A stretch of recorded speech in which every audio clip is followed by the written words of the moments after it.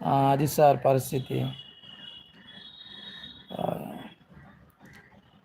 ఇంకా మనము మన యొక్క భౌగోళిక పరిస్థితులకు తగినట్టుగా ఉదయకాల సమయంలో మన బ్రేక్‌ఫాస్ట్‌లో ఉల్లిపాయ తినడము చాలా శ్రేష్టమైన సంగతండి.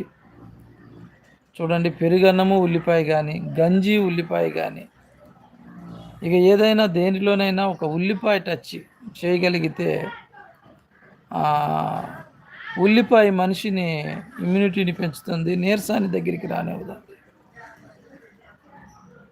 ఇదివరకు మేము పొలం గట్టు మీద కూర్చొని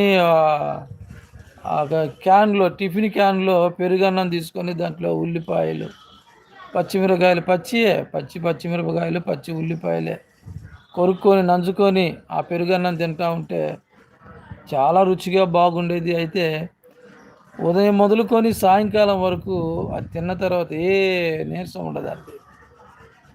ఎందుకంటే ఆ ఫుడ్‌లో ఉన్నటువంటి స్థితి అది. ఇప్పుడు చాలామంది అలాంటి అలవాటు మర్చిపోయారండి. ఉదయాన్నే లేసి పెరుగన్నము, మజ్జిగ లేదంటే ఉల్లిపాయి, ఇవి మన తెలుగు ఫుడ్ అండి. మన తెలుగు ఫుడ్ అంటే మన భౌగోళిక పరిస్థితులకు తగినట్టుగా